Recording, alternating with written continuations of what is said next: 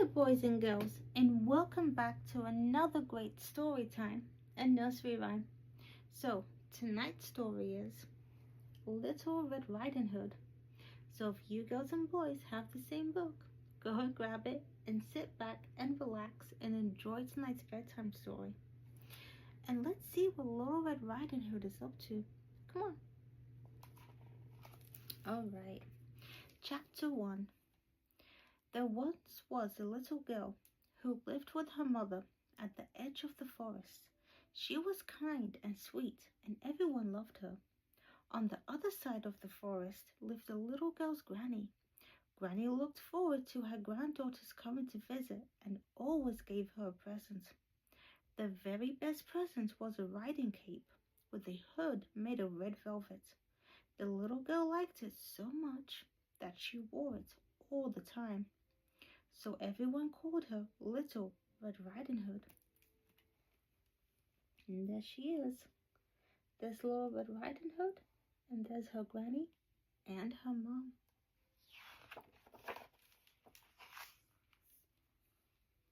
One day, Little Red Riding Hood's mother put some cake and fruit in a basket. "These are for Granny," Mother told Little Red Riding Hood. "She isn't feeling well, and these goodies would cheer her up and help her get better." "I'd like to help Granny get better," said Little Red Riding Hood. "Can I take the goodies to her?" "Of course," said Mother, "but you must promise to be very careful on your way through the forest. Stay on the path and don't speak to any strangers." "I promise, Mother," said Little Red Riding Hood, and off she went.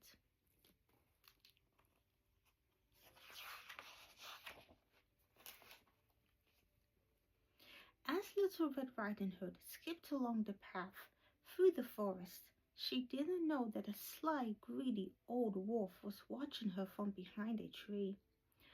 When she was just a little way down the path, the wolf sprang out in front of her.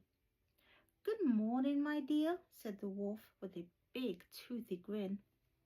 Little Red Riding Hood had remembered what her mother had told her, and she didn't speak to the wolf. She kept walking straight down the path, but that sly old wolf just followed her.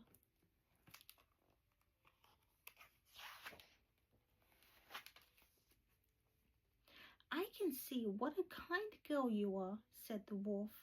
"Won't you wish me a good morning?" Now Little Red Riding Hood was kind and sweet, so she stopped just for a teensy moment and said, "Good morning, sir." The sly old wolf smiled a very wide smile, thinking what a sweet, tasty snack Little Red Riding Hood would make. "Where are you going on this fine morning?" he asked. Not wanting to be rude, Little Red Riding Hood answered, "To my granny's house on the other side of the forest, sir. She isn't feeling well, and I'm taking some goodies to cheer her up."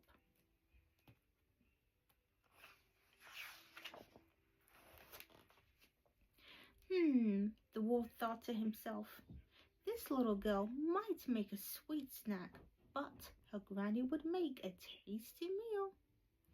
He began to work out his crafty plan. "Wouldn't your granny like some pretty flowers?" the wolf asked Little Red Riding Hood. "There are so many growing near the path."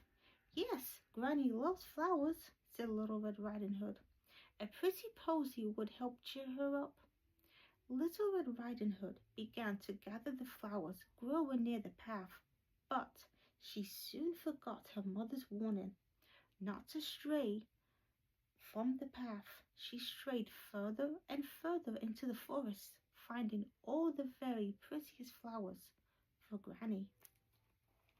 And there she is, picking all the pretty flowers.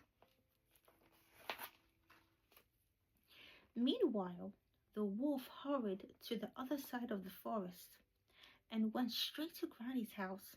He tapped lightly on the door. "Who's there?" called Granny. "It's Little Red Riding Hood," called the wolf in his softest, sweetest voice. "I've brought you a basket of goodies. Just lift up the latch, open the door, and come in, said Granny. So the wolf lifted the latch and opened the door and went right in. Uh-oh. Do you see Granny's face? Oh no. Before poor Granny even knew that it was the wolf, he had gobbled her up in one big glop. Then he put her nightcap and crept into the bed, with the covers tucked under his chin. I'll have the little girl for dessert, he said to himself, with a big, toothy grin. Uh-oh. A little while later, Little Red Riding Hood arrived at the cottage with a pretty posy of flowers. She tapped lightly on the door. Who's there? Called the wolf in his gentlest granny voice. It's Little Red Riding Hood, she replied. I've bought you a basket of goodies. Just lift up the latch, open the door, and come in, said the wolf. So Little Red Riding Hood lifted the latch, opened the door, and went right in. Little Red Riding Hood looked over at the bed. Poor Granny must be very ill, she thought. She looks so strange.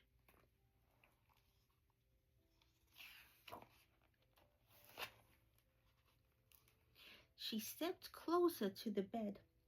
Oh, Granny, she gasped. What big eyes you have! All the better to see you with, my dear, said the wolf. Little Red Riding Hood stepped even closer. Oh, Granny, she said, what big ears you have! All the better to hear you with, my dear, said the wolf. Little Red Riding Hood stepped right up to the bed. Oh, Granny, what big hands you have! All the better to hold you with, said the wolf. Oh, Granny, she said, what big teeth you have! All the better to eat you with, growled the wolf, jumping out of bed, and he gobbled up Little Red Riding Hood in one big glop. Uh-oh.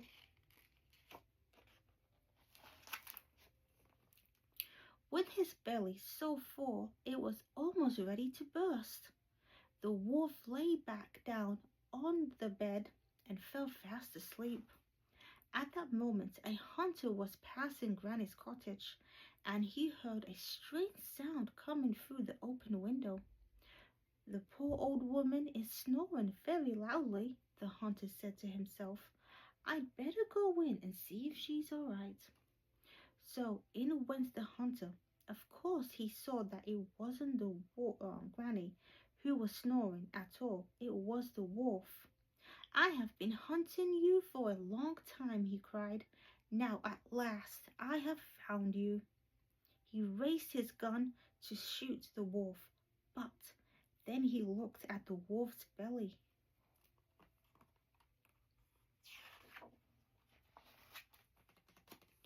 You sly old wolf, cried the hunter.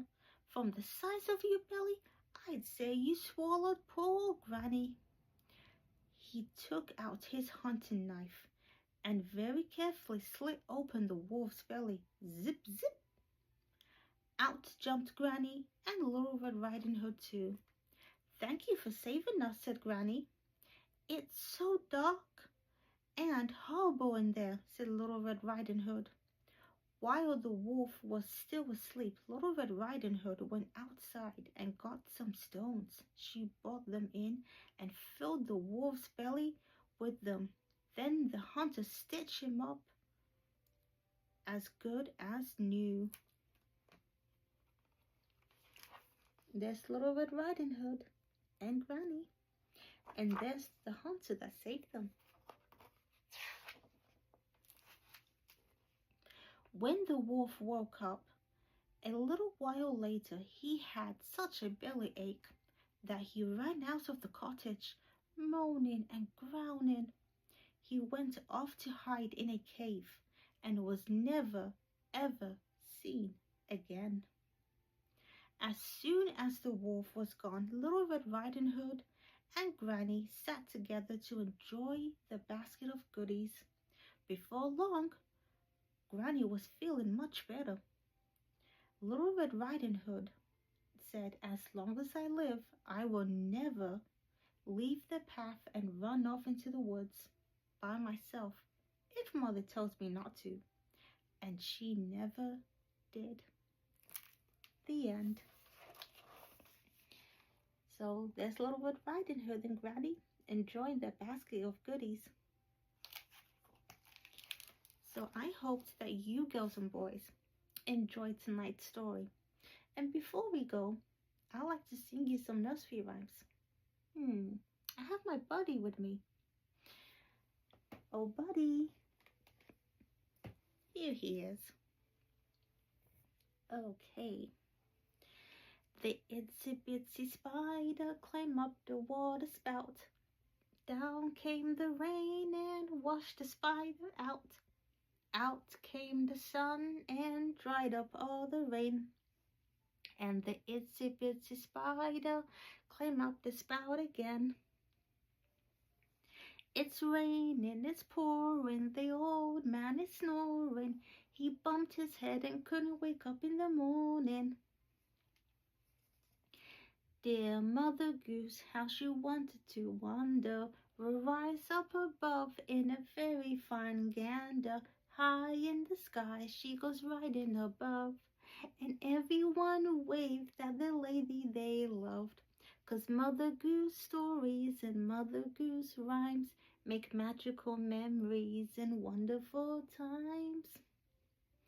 So we hope that you girls and boys enjoyed tonight's story. And join us next time for another great story time and adventure. And who knows what adventure that you might just go on next. And from me and my friend, we'll see you guys next time. Bye.